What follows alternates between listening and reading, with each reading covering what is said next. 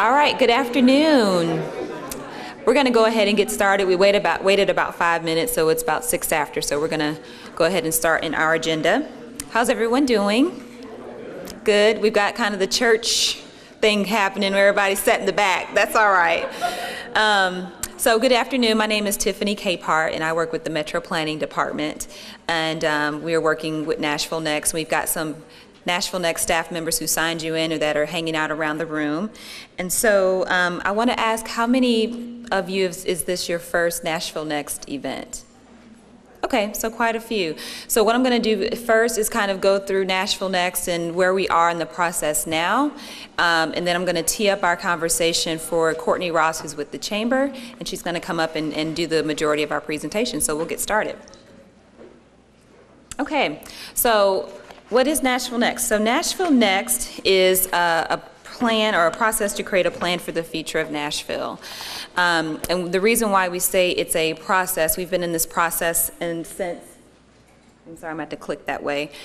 We've been in the process since February of 2013. We started with a big kickoff meeting down at the library. Depending on who you ask, we either had 500 people there or 5,000 people, but it was a really great turnout. And in the beginning of the process, we asked the public, asked Nashvillians, you know, to just dream big and what do you want to see for Nashville in the next 25 years. Moving forward in that process, we began to create a vision and come up with guiding principles. And now we're in the part of the process where we're asking folks to help, pick the future of Nashville. And this is really diving into growth patterns and how the way that we'll grow, how it will impact our future policies and like that. And so in late October, early November, we'll continue to host community meetings to release the preferred future, that preferred way that we want to grow in the future, and talk about how that'll impact things like housing and economic development and so forth. So within the NashvilleNext process, we have 4 foundational pillars. And so those 4 pillars are kind of what we base this process on. And these pillars also help to round out our NashvilleNext steering committee, who's working to help make sure the process moves forward in a good way. And so we've got Nashville for All of Us, who's looking at equity. The Nashville Chamber of Commerce is upholding the pillar of economic and workforce development. We've also got the Land Trust for Tennessee, who's looking at environmental issues across the county and preservation, because you have growth, but you also still need to have preservation. And then also efficient government. And so our metro departments and our council members have been very involved in this process to make sure that the NashvilleNext goals and policies are also being implemented in a way to where we have efficient government. In addition to our traditional community input, we are also working with resource teams. So much in the past, with planning, you kind of get these very big and broad vision and goals, unicorns and rainbows, but then sometimes you need the experts to really drill down and tell us how do you get realistic action steps and policies and like that.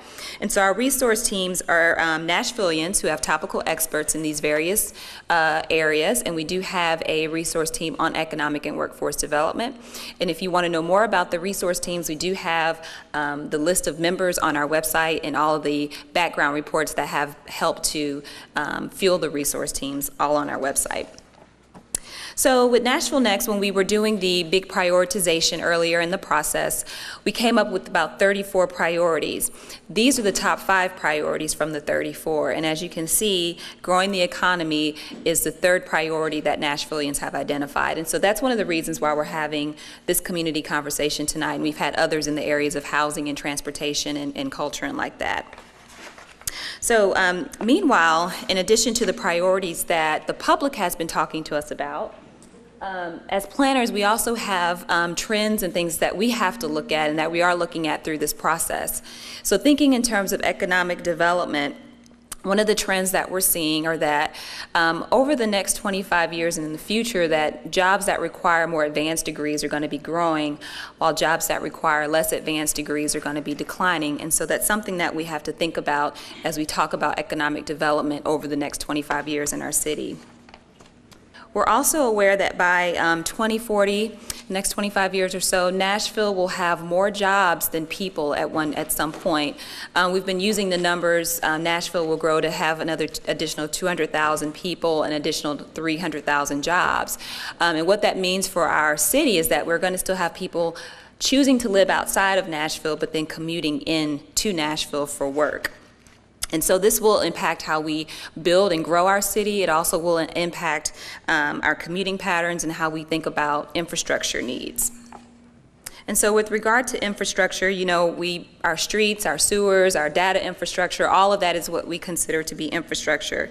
And so in the past, we've spent about $1.2 billion, but then our infrastructure needs and costs are 4 times that amount. And so we have to think creatively about our infrastructure and how are we more innovative in the future in providing infrastructure for people. So this includes thinking about transit, but then also about broadband services. And so we put this map here not to evoke anybody's. You know, we know that the AMP has been a controversial topic across in Nashville here lately, but I think one thing that Nashvillians do agree on is that we do need a comprehensive transit network in our city. And so this map is just coming from the MPO's kind of broad transit vision to show that there's a network and that we have to think about infrastructure and try to build this network out over the next 25 years. So, and there's a hot topic across the 21st century infrastructure. Something that has come across our doorstep is the idea of faster, more efficient broadband internet service and wireless and like that. And so Nashville has an opportunity to have some of that service brought here. And so tonight at your table, we do have surveys that we want to find out from you, how are you best using internet service and broadband service? And we'll have someone from the mayor's office that will join us around 6 o'clock, and I'll introduce him when he gets here. But the idea that having more efficient broadband and internet service may impact how people do business. My husband is a social entrepreneur, and he's constantly at Starbucks and other places having to work away from home. And so the needs that we have as entrepreneurs and as a creative city, how will this impact how we're working around our city? And so we have surveys on our table to help us think through that. So in addition to kind of what we know we have to respond to now, we've also have completed some research as part of NashvilleNext. Some of that research does include, we had a researcher by the name of Joe Minikazi, and he came and looked at how much tax revenue per acre, on a per acre basis, are we generating across the city. And what he was able to show us is that downtown and areas closer in town are generating more taxes per acre than places outside of downtown. And when you think about that, these places are kind of holding its weight in terms of the tax bill. And so when you think about where do we want to invest in the future, where are we going to get the most bang for our buck? So if downtown only equals 0.3% of the land, but it generates almost 19% of our retail sales taxes, that kind of makes us think about, you know, where do we want to put our investments?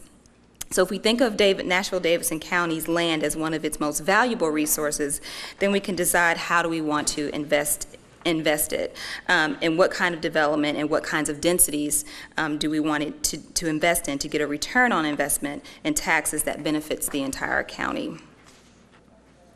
So why are we here tonight? So we're here tonight because we want to discuss what is economic development, what are Nashville's strengths, and what do we want to prioritize. And so, I think those slides were hidden.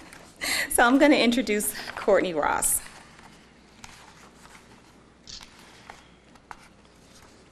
So Courtney has been with the Chamber for 7 years, most recently serving as Vice President of Existing Businesses, helping grow the many businesses that call Nashville home. In July, Courtney was promoted to Chief Economic Development Officer, and we are pleased to have her join us tonight to share the Chamber's experience and expertise on economic development in Nashville-Davidson County. After Courtney does her presentation, we'll take a brief moment to do a table exercise. I'll come back up and explain that. Then we'll come back and have a brief question and answer period. And then after that, we have a couple of more table exercises that we want you to complete before you leave. Okay? And so with that, I will welcome Courtney up.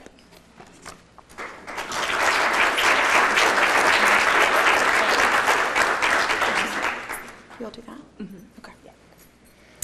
Good evening, everybody. Thank you so much for being here. I know it's after the work hours, so I appreciate you all being here to talk about my favorite subject, economic development.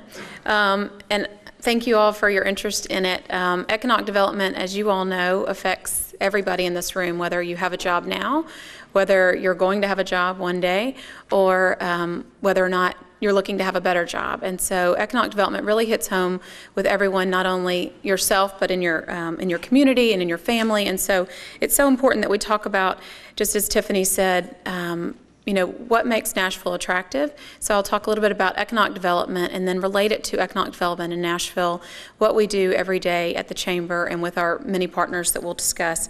And why do these companies look at Nashville? So why, we've been very successful. We've got a long way to go to build on this momentum that we have. So why do companies choose Nashville? And then when they choose Nashville, why do they choose it, and what are they looking for to maybe grow and expand? So I'm going to talk a little bit about that. So very first off, I always say when I give a presentation like this in Economic Development 101 that I should give this to my family, because a lot of times I don't know if they know what I do. So I found a definition, and there's many definitions about economic development, but this is the one that I found that I feel like said it all. And this is from the International Economic Development Council, so a group of international economic developers. But to pay attention to the piece that's underlined. So economic development is all about job creation, job retention, which I'll talk a lot more about, tax base enhancements, and quality of place, so quality of life. All of these things work hand in hand, and you can't have one without the other. So I'm going to talk a little bit about each one more of these woven in throughout the presentation. But the next slide talks about why should you care? So what is the value of economic development? And, we saw the official definition, but why should you care about economic development? Well, I mentioned that it affects everyone. And I'll also mention the 3 areas that we'll focus on and that we focus on in recruiting companies to either move here or expand here. The creation of quality jobs. We all are citizens of Nashville and want not only creation of jobs, but creation of quality jobs. That creation of jobs that pays above average wage, can further improve our lives. So quality of jobs, and we'll talk about some industry sectors in a minute that relate to that. Growing our tax base. Businesses pay a large portion of our tax base. The more businesses we have, the more quality of services we can have, the more amenities we can have all as citizens of Nashville. So growing that tax base from the business community is so important to what we do, and I'll talk, again, a little bit more about that. Better quality of place. So everything ties into making Nashville a better place. When you have more jobs, when you have people that are making more money, have more disposable income, it all trickles down to a better quality of place. You have more services that can be provided by Metro. So all these are related. So this is why we should care, and this is, I know, why all of you are here tonight. So again, thank you for being here. So there's 3 ways to create a job. This is you would know this, but let me relate it to you a little bit. There's 3 ways to create a job. First, the part that a lot of people relate economic development to is to recruit a job. So you've seen most recently Warby Parker was a company that was recruited to Nashville to open an office here from New York. You've seen that Aramark we've recruited Aramark with 1,000 jobs off Nolensville Road. So these are companies that chose to either pick up their office location and move here and create however many jobs, whether it's 200 or 1,000 jobs. This, is certainly a very important part of economic development, and this is a part that we spend a lot of time on outbound marketing. So going into different markets to recruit companies to establish either a regional office here or to pick up their office and move here for the advantages that I'll talk about. You can retain and grow a company. As Tiffany said, prior to my current position, I work day in and day out on working with existing companies. So over 80% of our jobs, new jobs created, will come from our existing companies. So taking care of the companies that are here, helping them choose Nashville when they're either going to expand here or elsewhere. So working with our existing companies to create those jobs is our second way. And then finally, start a company. You've seen a lot of activity around the entrepreneur community, around attracting more venture capital, supporting companies that, and supporting people, individuals that have ideas, and recruiting those to do that here. Every company starts somewhere, so really building on that entrepreneurial strength is a focus of ours as well. So there's 3 ways to create a job. You grow it here, you start it here, or you recruit it here. So it's a team sport. We always say economic development is the ultimate team sport. We certainly don't do this alone at the Chamber. We don't even do this alone with the city. We do it with all these team partners.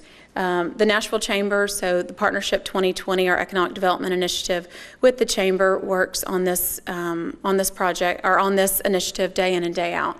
We also work closely with the mayor's office, not only the mayor, but with also Matt Wilshire and Chris Parham and the mayor's office of economic development. So again, day in and day out on that communication of recruitment and retention of companies. The Metro Council plays a huge part in this, not only in the incentive piece, but also in working within their own districts to support their companies that are already there, as well as really be advocates for the buildings and the sites that are in their communities. And our Metro Council is very, very supportive of both economic development efforts, as well as really supporting their district. Our government partners, so Metro Works, Water, I see Sue Amos here, parks, all the things that go into our metro services are also very tied to economic development, creating this a better place, a more attractive place for companies to grow and expand. The state of Tennessee, the Department of Economic Development, and the Governor's Office, Department of Revenue, again, not only important for incentives, but also for training resources and all the things that the state of Tennessee does to help the Nashville region and Nashville continue to grow. Tennessee Valley Authority and NES. Last time I checked, there was no company that didn't have electricity. This is a huge partner for economic development, especially when it comes to data centers and very heavy power users. And it's a great recruitment tool as well. And then our workforce development partners. I'll talk a lot more, and this probably should not be the last bullet. They're not ranked in any order. But we cannot have economic development without the workforce. As Tiffany's stat said, it's a growing issue in terms of if we're going to have enough companies or enough workers to work in the jobs that we're creating. And so it's a huge issue of ours, or a huge opportunity for us, and we'll talk about that as well. So the role of incentives. I mentioned incentives in a couple of cases already. I want to emphasize that incentives are tools for economic development. They're certainly the part that you may see a lot about in the newspapers, and they can be either financial or non-financial. I mentioned some of the services that are offered through Metro as well as through the state, but a huge part of economic development and a huge attractor for projects is cutting of red tape, or making sure that the process through codes and permitting is streamlined and is efficient, and companies, whether they're already here and have had a good experience or a bad experience, that goes a long way with companies. So they can be financial or non-financial. And then incentives, finally, do not make a project, but sometimes they can make a project better. I'll talk about how we compete internationally and nationally against not only other counties in the Nashville region, but also in the state, but we're really competing with the big picture. And so we'll never, when a company comes to us, we'll never say, the question's never incentives first, and if it is that question first, we know that's not the right fit for us. So again, it can make a project better. So it's no secret as well that Nashville's hot. We are certainly on a roll. What we'll talk a lot about here today is how do we continue that momentum, and some of the exercises we'll talk about what's next. And the whole process of Nashville Next is what is next and what are we looking to create. So we've certainly had a lot of success, and we'll talk a little bit about tonight as to what's next and what do we want in Nashville. I'll go back to that for just a second, I'm sorry. This was a Time magazine article, I hope you've all seen it, that had I guess it wasn't the cover story, but it was the fold out in the middle of Nashville's the red hot town. And you can't read the fine print, but it was all about all the things that we have going for us. We've got the vibe, we've got the momentum on our side. We've been named the IT city, so you've seen all of that. So Nashville as a product is better than ever. I've got up there old model versus new model. The old model of economic development was really about the companies. We recruit the companies moved here, and the workforce followed them. Now the new model, especially with 18 to 24-year-olds, is they're looking for that place first. They're looking for, these are bright individuals that have choices, and they're really looking to move to a city first. So again, goes back to quality of life. They're picking their city first, and some of you may do this, some of your children, and they'll pick where they want to live, and then once they get there, they'll find a job. So it's a very important piece of not only our workforce attractiveness, but also to companies that are looking to attract this workforce. And then Nashville, I mentioned, competes not only regionally, but also internationally and nationally. And so our competition that we see most often, and we've certainly competed with many cities, are Austin and Raleigh and Charlotte. A lot of cities that have really robust workforce, and so we're competing with some really top-tier cities for these projects. I'm sorry, Tiffany. So different trends in economic development, and this is really leading up to the table exercise that we'll do tonight. So what are some of the trends that we're seeing, and some of the trends that we want to keep in mind as we go through the work tonight? The emergence of information technology. I don't know if it's necessarily emergence, but it's certainly not going anywhere. Not only the companies like Google and all the high-tech companies, the Facebooks, but every company, and your company probably has a large or growing IT workforce. And this is certainly not going away, and a growing need for companies. And looking for that IT talent is something that we're really focused on. We started that work with Work at Nashville, which is a recruitment plan for IT talent to Nashville, but we'll continue to expand that to not only meet the needs of the near term, but also the long term. And so how do we keep up with the growing demand of this? And this is not a problem it's unique to Nashville.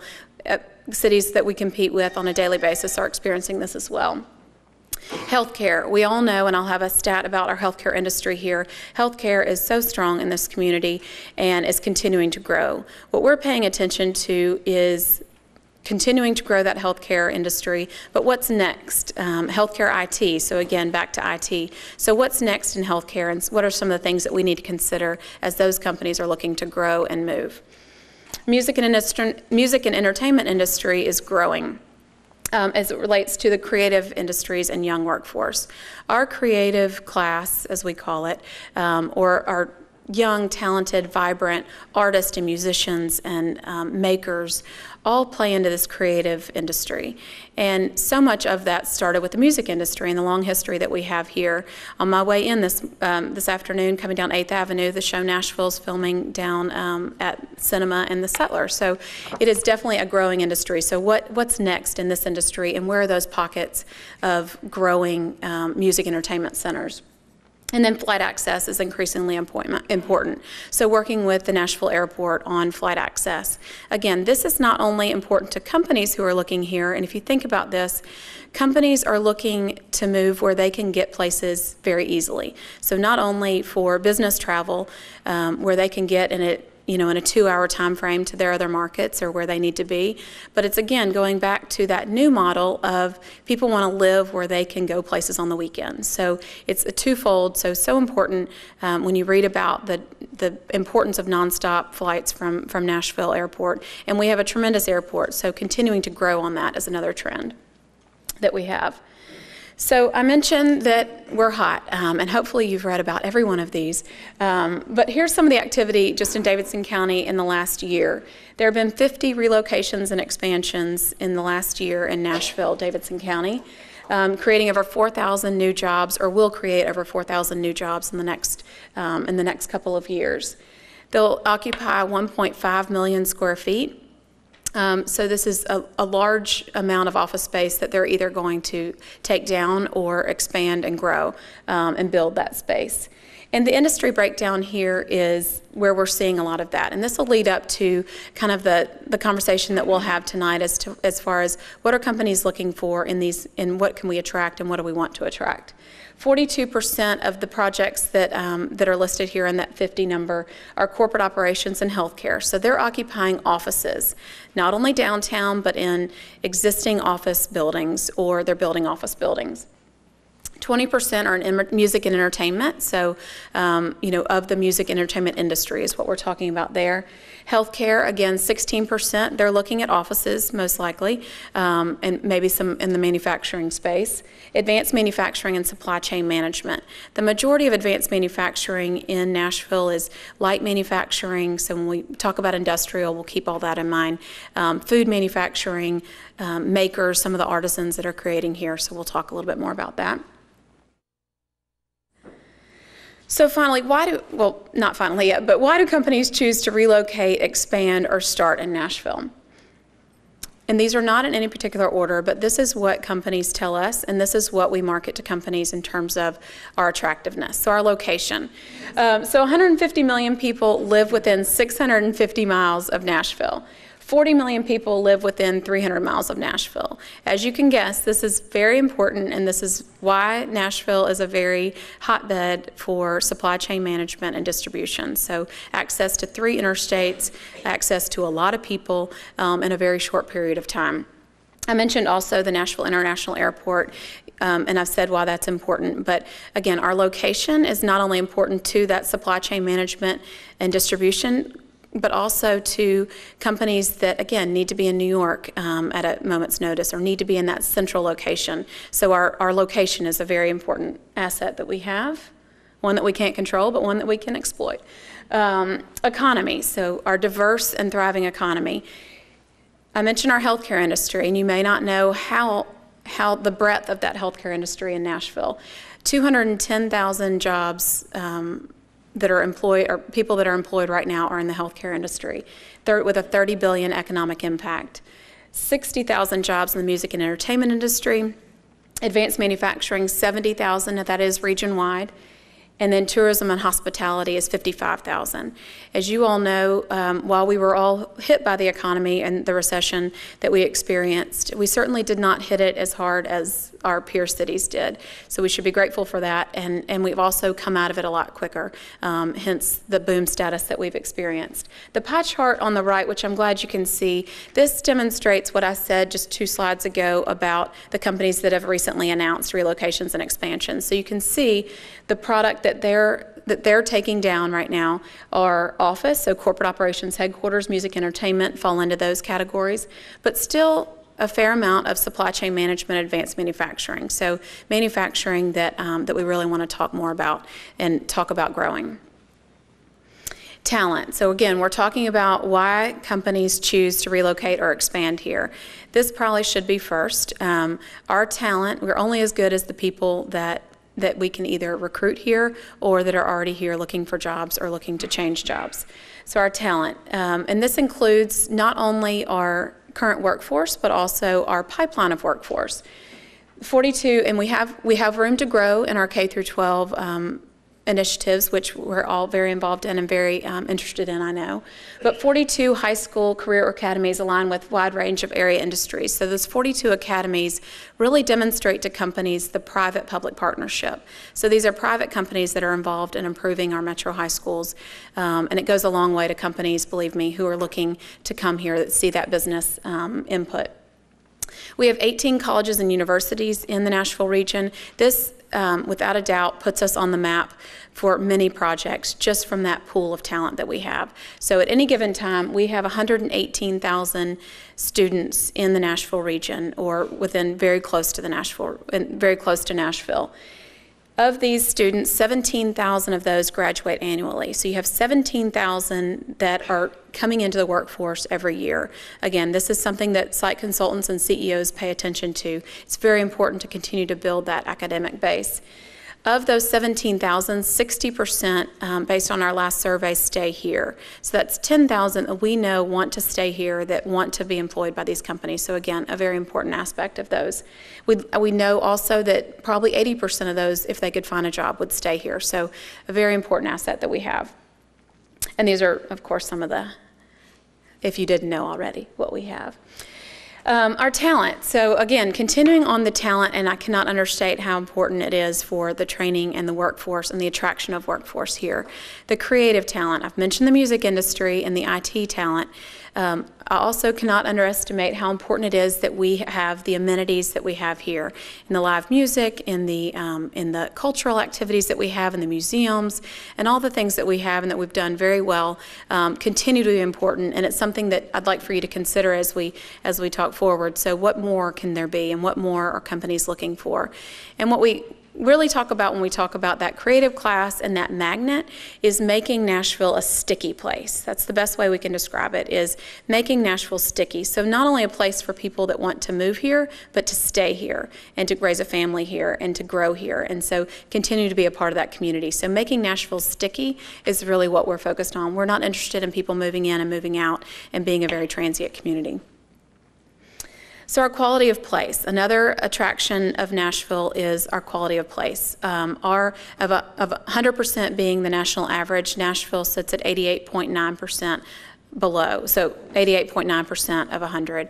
So we are below the national average on cost of living. This makes it a very affordable place to live. So we're not only a hot city, a great city, but it's also a very affordable place. And I know there's been a lot of conversation about that through this process. So maintaining that affordability is something that, that is very important to us. The next slide talks about this as well. So that cost equation, or minding the spread. So our per capita income is at 115%, so 15% above the national average. And remember, our cost of living is 88.9. That gap, that disposable income that we have, is simply put more money that comes out of your paycheck. So more money in your paycheck that you can use to spend however you want. So your house is bigger, you can do more things, you can have more vacations. So living here, making more, so going back to that quality job, so continuing to build the base of quality jobs while keeping the cost of living low is a huge attraction for us. And so what are companies looking for today? So I mentioned, and I'll talk a little bit about where they want to go, but what are they looking for? So they're working for workforce and talent. Real estate options, we'll get into that next. Real estate, they're looking to either take down existing office space or build. Many times they don't have the lead time that they need to, either they've waited too long or their business is growing that fast that they can't build fast enough. So even then they're looking for office space. So talking about what we talk about tonight of redevelopment and where are those buildings and where do we want to encourage that growth because of the existing space. Transit options. Transit is very important to companies, not only in downtown, but in all parts. So having access to workforce and having workforce not be burdened with how they're going to get to work. And so transit options is a growing topic that we hear from companies as well. High-performing K through 12. This all goes back to quality of place. Companies want their employees to have a good place to send their children to school, and it's certainly an attraction, or maybe not an attraction. Maybe it's a deterrent if it's not right. And then quality of place, that's fine. So what type of companies are we looking to attract in Nashville? And that's really what we're here for tonight, is who are we looking to attract? What type of companies? Where should we encourage them to go? And that's what we'll talk a little bit more about tonight.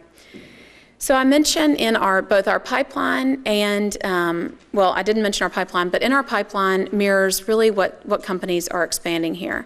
So many of those companies are looking for office locations. Nashville has had great success in corporate relocations of corporate headquarters, and this is what we're talking about in a few different ways about office locations. So these are corporate headquarters, these are healthcare companies, these are shared services, so companies that are bringing all their functions, which is accounting and call center and finance activities, all into one place in one central location. Financial services, UBS is a great example of a financial services company that has expanded here, and then of course call centers. So these are all companies we're talking about when we talk about the office market. So in this, we have, and you have all this at your table as well. So some of the downtown advantages for companies like this and some of the suburban advantages like this. And by suburban, I mean pretty much everything outside the downtown core. So all the areas that we, that many of you represent in Nashville we'll call as suburban, and we can talk more about that. So some of the advantages of downtown when companies are looking here. Maybe they want access to talent. A lot of times the millennials want to live and work downtown. So many companies, as we'll talk about in the next slide, have chosen downtown because they wanted the access to that IT talent specifically. And they feel like through proven success that's important for them. They want a central location. So maybe their workforce is coming from Cheatham County, from Robertson County, from all over. So they want to be in the core. So maybe that's where they want to choose. Existing office space options. So as office inventory does shrink downtown, they're still looking to find what those office locations are because it's that important on the other factors for them. Visibility signage. So you can read all of these. So some of the reasons that they would choose downtown are listed here. Access to transit options, urban vitality. They want to be close to the amenities, the Titan Stadium, LP Field. They want to be close to Bridgestone Arena. So all these things that are important to them. On the suburban, and we'll come back to the trade-offs, on the suburban side, maybe they're looking for more of a campus feel, and I've got some examples of that. They're looking to spread out a little bit. Their company culture is not downtown. It's suburban. It feels more like a campus. They want access to a talent and a location that's very specific to them. They've done studies that that maybe draw them to a certain area because of a university pocket is there, or for whatever reason, they want to locate there closest to that workforce so they don't have to deal with any transit options. Parking. We'll go back to the trade-offs. But parking options in suburban campuses or suburban areas are often not an issue, or if they are, they're much lower cost. Rents are typically lower cost. There's existing office space. There's a lot of repurposed space, a lot of investment-ready places ready to go. They want to build, so there's clearly not land to build downtown. So if this is a new facility outside of one of the downtown buildings that's being developed, maybe this is something they're interested in. So back to the trade-off. So why would a company not look downtown, or why would they? What would be something they would have to deal with if they did do that? Parking. Downtown has its share of parking issues or opportunities, but it's something that a company may overcome through other options, through bus passes or through other things that we work very creatively with them on. Available real estate. There's options in downtown Nashville, but not many. It's certainly a decreasing office market. Cost may be higher, especially in some of the new buildings, but that may be a trade-off they're willing to do. Expansion limitations, so you can read those, and again, they're at their sheet. Some trade-offs to suburban, recruitment of talent. So as one of the positives of downtown, maybe they feel like they can't recruit the IT talent to their specific area. So how do we, if that is something we want to focus on, how do we combat that? Convenient access to urban amenities, so just for the same reasons that they would be downtown, they may not want to be in suburban market because that's important to their workforce. And then lack of Class A office availability. So again, there's inventory, but thinking about what the inventory looks like and really taking a look at that and seeing what's available or what can be converted to Class A office space. So some examples of this, some real life examples that have happened recently that talked about these factors in our project discussions.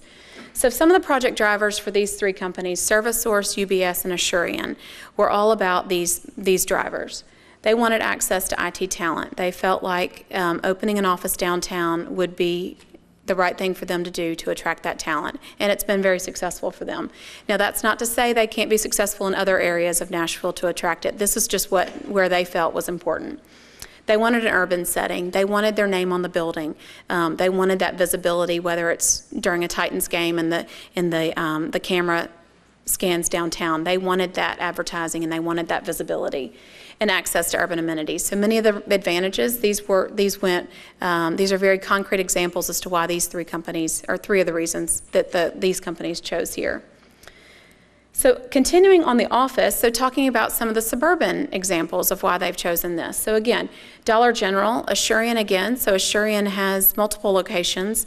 They have one downtown, which we've just mentioned, with 500 people. They also have a campus at Grassmere, and they also have a campus in Antioch in the Hickory Hollow area. So they went there for very different reasons. They went there because they felt like they could attract a different workforce for those areas. They also found available real estate that really matched their needs, both their cost and their needs, and it was available to them. And they also wanted campus style, so they felt like for that part of their operation was very important to have campus style. So I hope this shows you that there's many different options for companies, so it's not all downtown, but it's not always campus style as well in the suburban market. So think about these examples when we're talking about kind of what is next.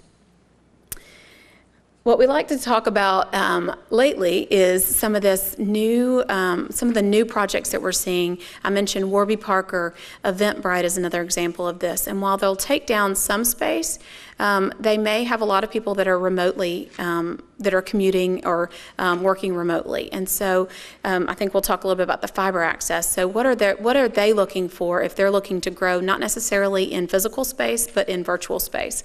And so some of the things that they're looking for, even though they may be home-based or located in a Cummins station or in a trolley barns, they're looking for kind of also that access to not just amenities that are offered downtown, but where are the amenities that are mixed use? Where can they get to coffee shops? Where can they get, somewhere to have their meeting space outside of their home or in their small office? I mentioned internet speeds. They're going to need connectivity and availability. There may be zoning considerations that you talk about at your table. So if this is something that you, in your particular area, would like to attract, so what are the current zoning implications for that? Does it allow for some small businesses, some businesses to work remotely in a residential area? So things to think about. We're seeing a lot more activity around this, and so certainly wanted to bring that up for a topic of discussion. And these are some of the examples. While Eventbrite and Warby Parker will have office space, these are some of the examples of where they may tend to either take down office space, because these are current examples of these investment-ready places. So the Gulch and Trolley Barns and Cummins Station, all very big and very tangible examples of where these companies tend to flock to. So thinking about what's next, where are those next communities, because this is, again, with the 18 to 24 population, as well as the IT talent, all the things that we're looking to attract for the quality of jobs. This is a very important aspect of it, and it takes all of these pieces to the puzzle. And then on the industrial side, I mentioned a fair amount of our projects in the last 12 months have been on the industrial side. And again, this includes light manufacturing. Food manufacturing has been very popular, certainly during the downturn of the economy, because people were shopping in grocery stores, so food manufacturing certainly increased. The makers community, so some of those small batch industrial makers that are creating different areas of town. And automotive suppliers, we're a hotbed for automotive as well with Nissan and GM. So where are some of those suppliers going to locate, and where do we want them to locate? So what they're looking for is interstate accessibilities. If they're choosing Nashville, Davidson County, they may choose it because they want to be near all three of those interstates, and this is the only place where they all three intersect. They may be looking for a really cool redevelopment opportunity, especially in the makers and artisan. Expansion options, so they may choose to take on a building as an expansion project. And then access to regional talent. The same argument about downtown, they may want access from all different counties. And the Davidson County disadvantages that we have seen in the industrial space is lack of land sites. So you saw the recent announcement of Hancock and Beretta. They were looking for a very large piece of land where they can develop their manufacturing facility, and so Nashville was not competitive on those projects, but they stayed in the region. And so what happens as a result of that with suppliers, and how do we capture that? Limited rail sites. Sometimes this is a requirement of a project, and so if this is something that's of interest, then do we find more rail sites? Do we tap into the rail sites that we do have and continue to invest in those? And then the cost of land. The closer you get to the urban core, the more expensive the cost of land is, and sometimes to a manufacturing company this is really important. So some of the examples of recent examples in the industrial space. 5 Star Custom Foods, I mentioned, moved here or has an operation here. They're based in Dallas. Fine Tool in Antioch, in Hickory Hollow area, has announced a recent expansion and has a beautiful facility, and there's several manufacturing facilities in that area, as well as office areas as well. PGI, who bought FiberWeb in Old Hickory, another example of a company that's reinvesting in their facility and going to improve that. So just some recent examples of those. And the reason that they chose these, the existing infrastructure, maybe they were there and they're reinvesting and adding jobs, and they needed to be near that interstate access as well. And so this is my final slide before we break out into groups and before I take any questions. But I'm not necessarily going to answer all of these, but want you to think about some of these when you gather. So how do we want to grow our tax base? So I mentioned one of the main reasons for economic development is growing that tax base so that we can then create a better quality of place and a better place for our workforce and for our citizens. So what are some of those planning and zoning considerations? I mentioned in the remote access or in the virtual companies, are there current zoning in place that we need to look at or that you want to recommend to allow for more of that in different pockets? What types of companies are we looking to expand or to grow here, and who are we talking to, and who would we like to get here? And what are those next investment-ready places? So what are your ideas about where is the next Gulch and where is the next trolley barns development? And once you identify that, does it make sense, and would it attract the companies that we've talked about here tonight? And then quality of place. Nashville is a product. I can't emphasize enough. Every day I sell something, and what I sell is the product. I'm selling Nashville. I'm selling the Nashville region for economic development.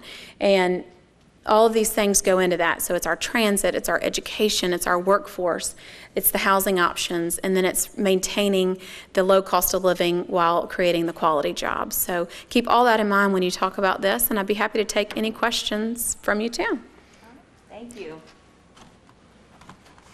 Okay. I'm going to revise our agenda a little bit. Yeah. Okay. Do you all know everything you need to know about economic development? I do now, and I thank Courtney for giving us that overview, because sometimes we know that we need jobs, we don't understand how they're created and how they're important to Nashville, so we appreciate that. Also, I wanted to reiterate that these community conversations are really important to the Nashville Next process, because as you can see, economic development, housing, which we've had a community conversation on that, culture and placemaking, as well as transit, all come together to create the place that we want Nashville to be over the next 25 years. So what we're going to do, since we really want to get your thoughts on this topic, we're going to revise our agenda just a little bit. We've got table exercise that we'd love for you to do and work on until about 6:20, and then we'll have Courtney come back up and take any questions that you may have. So if you have any questions for Courtney as you're doing your exercise, please do write them down on a Post-it note or on a white index card we have at our tables. Staff members will come around and collect those, and we'll field questions at the end. Also, like I mentioned earlier, Yahweh Ye of the Mayor's Office of Innovation, they're working on the broadband access, and so there are surveys on your table that we'd love your input on that. He is going to arrive shortly, and so at around the end of the program, if you have questions for him, I'll introduce him and field any of those questions. Also wanted to make sure that I acknowledged any council members in the room, so if you can wave your hand. And thank you for being here. So I didn't want to let the night go without acknowledging your presence, so thank you so much. So we have 3 table exercises that we want you to dive into. The first table exercise is thinking through what would make a place investment ready. And so as Courtney ran through, you know, we have different types of environments in Nashville. You've got downtown, you've got rural places, you've got suburban places, and all of those places require different needs when you think about infrastructure investments and what makes a place ready for a company to land there in the future. And so if you don't mind just taking some moments to go through, and you can write on the chart or you can write on Post-it notes and stick it on the paper, but really just kind of think through in your mind, what does it take to make a place investment ready? Okay. The second part of the exercise is thinking through trade-offs. And so at the end of Courtney's presentation, she talked about there's trade-offs. If you want to be downtown, hey, you may not have that large parking lot. So if you need that, then it might be better to look at a suburban place. And so thinking through what those trade-offs are. And so we've listed on the chart some things that we've thought about through this process, but we want you to add more. You know, what are some of the trade-offs? What are the pros and cons to developing either downtown or outside of downtown? What are the pros and cons to allowing more home-based businesses, to encouraging businesses to relocate in existing commercial areas? So we want to hear your thoughts. And finally, if you can then just kind of summarize your thoughts from your table, thinking about over the next 25 years, economic development in Nashville is. If you could complete that sentence, what would you want economic development to look like in Nashville? Do you want us to try to figure out more ways to locate jobs to suburban places? Or do we want to fill more jobs to downtown? Or do we want to fill more jobs going into kind of home-based businesses? So we kind of want to hear that. The way that we're using the input from these community conversations is to inform the goals and policies that our resource teams are developing. And this is important because the goals and policies then go into action steps. And so far, these conversations have been very fruitful and very helpful to our resource teams. And so that's why I want to make sure we take as much time to get information from you as possible. Okay, if you have any questions, myself and then some of our NashvilleNext team members are around the room. And so if you have a question, just raise your hand and we'll come over to your table. But otherwise, we're going to leave you to your table mates and get together like that. If you are a singular person at a table, you know, please join tables where you can. And I'll be back up here at the podium at about 6:20 to wrap us up with question and answers. Sound good? And we'll get out by 6:30 in time for dinner. Okay. All right, thank you. Are each of you from Nashville, resided here for quite a while? So you're the outsider. I've been here 3 years. Okay. How about yourself? I've been here about a year and a half. I've been working here a little over 2, so. Where did you? I relocated up from Atlanta. Okay. You know, so I'm part of that. Right. And then what about you? Where did you? I came from Detroit, from Michigan. Interesting. My wife's with Nissan, so that brought us down here. I think focusing on the fact that rural wants to stay rural is very, very important. It's part of our options in this area. The songwriters want to be out there rural places. If I were able to go out there rural and have good internet access, and I could have a business that made jewelry and sold it on the internet or on Etsy or one of the things, or paintings, why would you need to commute to the inner core for those kinds of businesses? Sure thing. Okay, so let's just go with that for rural. Yeah, I got that. And then for suburban, I say we've got a lot of other cores that need to be identified besides just the downtown core. We have to think of the other cores. Like Madison, hooray! I mean, it's 8 minutes from downtown. So what are some of the improvements that would be applicable to, say, to Madison to make it more investment ready? Well, we really need to have the whole corridor of Gallatin Road. We need to get more investment in that area so that it's more presentable. We need it cleaned up. Our codes. So, now, are you talking about Gallatin government Road. investment or private sector investment? Well, code. First of all, we need government with codes to clean up Gallatin. So more codes enforcement. Yeah. They want a neighborhood with an identity, right? They want some place that they can identify with, and some people feel like that. Some people like to be the big fish in the little pond. Some people like to be a big fish in a big pond, and some people like to, you know. So if you've got little neighborhoods and you can find the right balance for what you want to be, then you can, you know, identify with that neighborhood. So the ideal circumstance is a diversity and a blend. That's really, I mean, that's what's attractive for over the next 25 years. That's why I think the last question is the easiest to answer, because those two things are going to be features that draw people to this place, and those people will draw jobs and retain jobs. And if you have those jobs, you got prosperity. That's why we weathered the recession better than other places. And the fact of the matter is, we don't have all of our eggs in one basket here. We have a tremendous amount of very good quality healthcare companies, and we need those and we want those to stay. But there are a lot of other industries here, so we're not dependent upon one thing. And there's a tremendous amount of diversity, and that makes a lot of difference as well. You know, that's a real attractor. It's also one of the reasons that we weathered the recession. That's why we're not Detroit, That's right? That's I mean, right. we're not Pittsburgh Steel. Yeah, you know. question is, how do we continue that so that in 25 years we still have that broad base of economics? Because I know we have it now. I know we've had it for the last 20 years, 25 years. But how do we keep that momentum going? The Music City Star Train has a stop in Lebanon, and then right there around that stop there is retail and commerce that's kind of developing right around that stop. And so it's development that's oriented around that transit hub. It's going to make sure that that transit stop is going to be used because people need to get to work. Get on and off. Is the fastest growing area. Oh, I know. That's right. Is it transit oriented? Yes, ma'am. Is that the same as that Music City Star? That is, yeah. Yes, the Lebanon are taking advantage of that Music City Star stop. Develop around the stop and create a hub there. So, but that's in a suburban context. Right here in the suburban area. Right. And my other thing is green space and nature near. And I know I'm a dreamer, but you know, if there's transportation and you have your families that live here and you don't want to drive to the Smoky Mountains, you can go to Scottsboro, which is 20 minutes away, and hike and bike, Beeman Park, and and keeping it enhance their reputation or that kind of business oriented. So what did you say, greenways?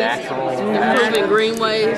Improving green space in near homes and businesses and schools. Yeah, I'd like to see more greenways too. Just in general. Like in the rural areas? Well, unfortunately, there's not a balance currently here because we mentioned the residential imbalance here. Now we're catching up, but we're still so far behind our peer cities on our residential stock.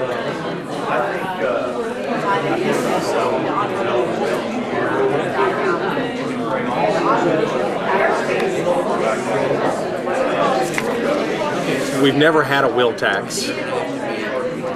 We've never had a surcharge, and yet all of the outlying counties benefit significantly from the public-private partnerships in downtown Nashville.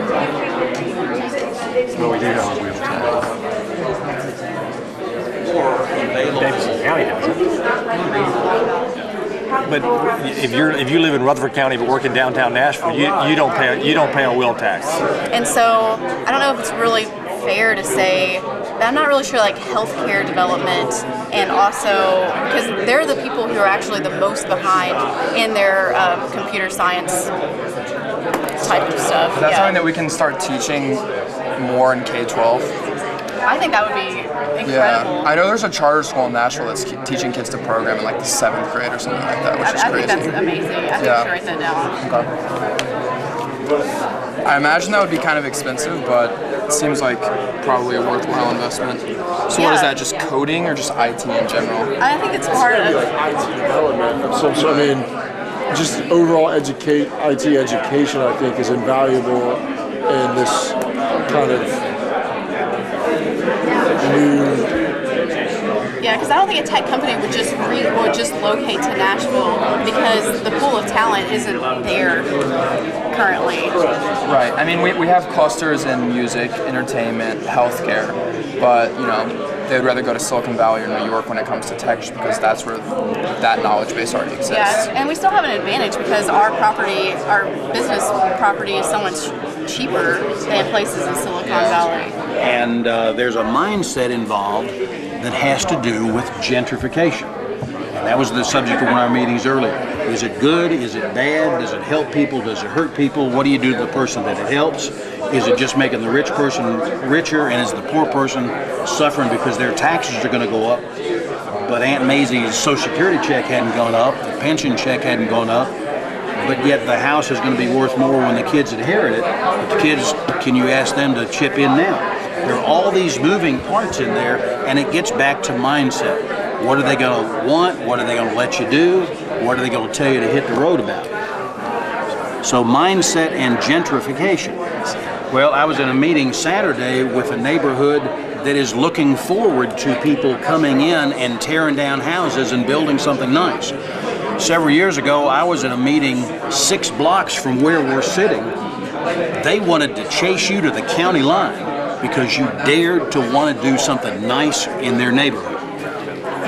And that's where leadership comes in, and people trying to work together instead of getting so entrenched and saying this is the way it's always been and it's going to be this way, and if you want to improve somebody else's life, go over there, but leave me alone.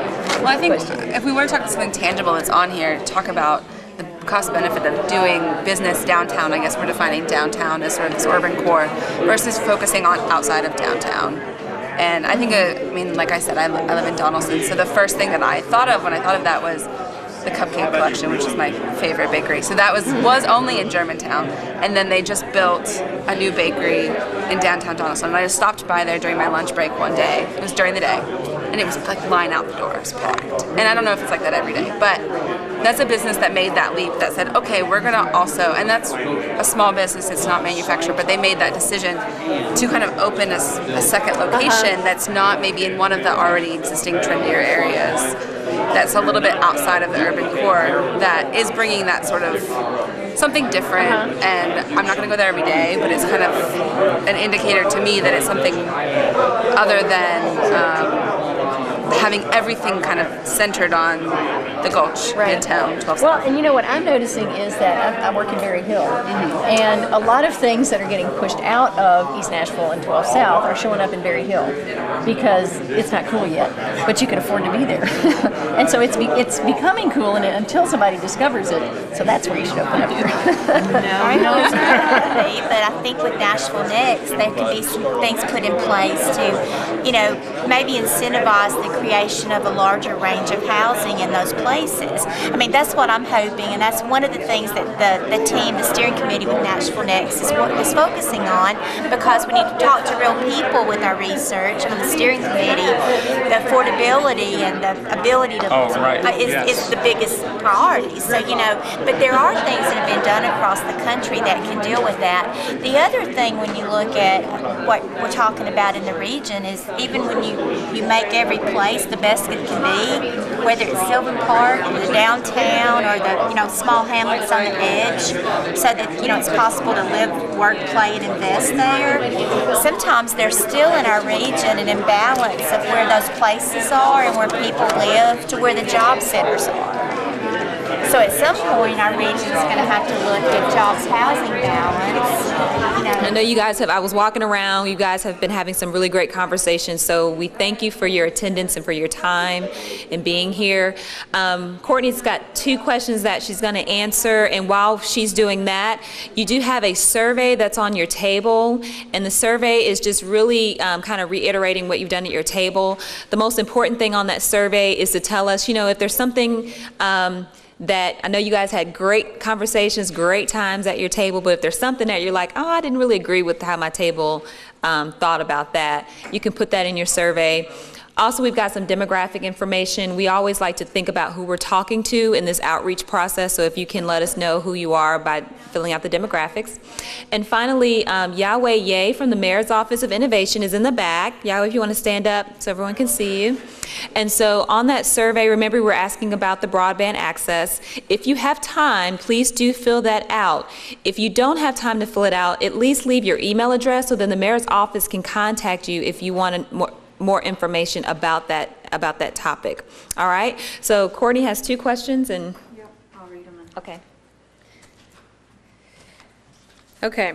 So I guess I answered everything because no one had any more questions. But I'd like to know what is the latest with British Airways and Hall of Fame. Which Hall of Fame was that? The R&B Hall of Fame. That's coming to Music City. So 2 different questions. So on the British Airways, I think you're probably referring to the article that was written about British Airways maybe interested in international flights from here to London. And so what I would say to that, I don't have an update, but we're constantly collecting data from businesses that may take a flight like that, whether it's to London or Japan or San Francisco. And so who are those companies that are either coming to us proactively, or we're talking to them because we know that they're doing business in those communities or in those countries. And taking that information back to the airport so that they can communicate that to the airlines, which is their job. And so if there are companies that are, if your company or if you know of a company that does a lot of business in those areas, as you can imagine, airlines operate on numbers, and so if they've got enough people to support those routes, then we'll certainly get those looks from them. So I'm sorry I don't have a more specific update, but those are on our radar as well. And then the Hall of Fame, I don't know that either, just in the discussions you probably heard, so I'm happy to find an answer for that and follow up with you on that. Second is, in your presentation, you mentioned the importance of high-performing schools, yet Nashville is only one of 25 public school districts in the region. And how is Nashville Chamber and the NashvilleNext planning work collaboratively with other regions and other counties in the region? So that's an excellent question, and I hope I didn't not emphasize that that we are a regional chamber and all the efforts that we do are regional, and understanding that the region offers many different products, and that's not only in different communities that offer different things, but it's also school systems as well. And so we certainly work on whatever we can within our control in the regional school districts. And so so I can assure you that we are working regionally with certainly our 10 county and the 14 MSA. And then NashvilleNext, Tiffany, I'll let you kind of answer on the regional side. Sure. So NashvilleNext, we do consider regionalism in everything that we're doing with NashvilleNext. And in terms of meeting with other counties, we have reached out to other counties and have met with them to talk about NashvilleNext and what we're doing with that, and then also to get kind of what they're looking at in terms of their future planning. So there is coordination happening there. Also with our resource teams, there's an education and youth resource team, and so they're also working through school issues as well. And with NashvilleNext, its primary goal is to think about like land use implications. How are we growing? How are we going to develop over the next 25 years? And so we always can't get into what happens inside the school building, but we can think about where schools are located and how do we build supportive communities around schools. And so how do we create communities that are competitive with the other school districts and the communities that they're in other counties. So that's how NashvilleNext is addressing that. So, all right. So with that, if there aren't any other questions, please leave all your survey materials on the table. The staff will pick those up. And I hope that we were able to get enough time for you to have discussions at your table. Did you have some good discussions at your table? Okay. All right, great. So we're going to summarize all of your comments. We've been creating summary reports that we'll post online. We'll take all these comments and they will go to the Economic and Workforce Development Resource Team, and we'll use those comments to make changes to their goals and policies and action steps. Coming up next, we are going to be hosting meetings in the fall to review the preferred future. So thinking about how we're going to grow and what that's going to look like. And so please be on the lookout for that. And now that we have your email address, we'll make sure to contact you. So with that, we're done for the night. So thank you for coming.